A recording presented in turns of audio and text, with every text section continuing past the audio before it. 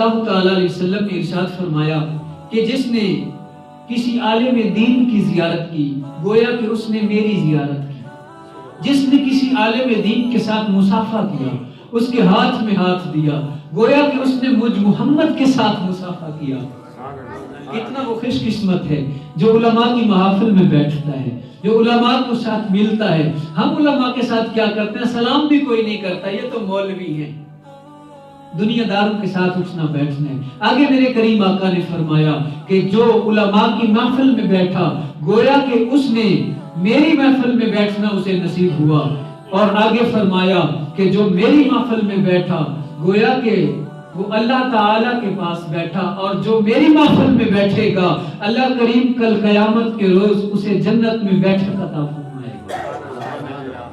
علماء کی زیارت کرنا، علماء کے ساتھ ہاتھ ملانا، علماء کی محافل میں بیٹھنا کتنا سعادت کا کام ہے۔ کوشش کیا کریں جہاں بھی علم کی محفل ہو، درس قرآن کا پروگرام ہو، میلاد مصطفیٰ کی محفل ہو، جمعہ کے روز ہم کوشش کرتے ہیں گھر بیٹھا رہا، موبائل چلاتا رہا۔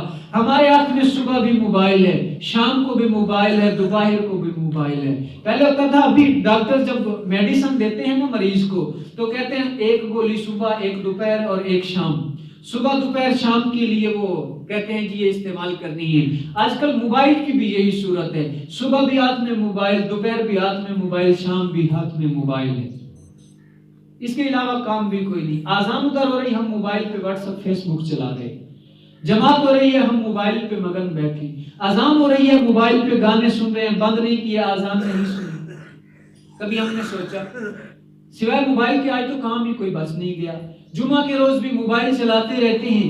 کوشش ہوتی ہے دکان پہ بیٹھا رہا یا گھر میں بیٹھا رہا، سکون سے بیٹھا، کام بھی کوئی نہیں، فری بیٹھا ہے، گھر میں بیٹھا رہا، بھئی آزان ملے گی، خطبہ شروع ہوگا، جاؤں گا مسجد میں نماز جمعہ پڑھوں گا، بس 2 فرض پڑھے اور پھر بھاگ گیا، نہ سنتیں پڑھی نہ نوافل پڑھے۔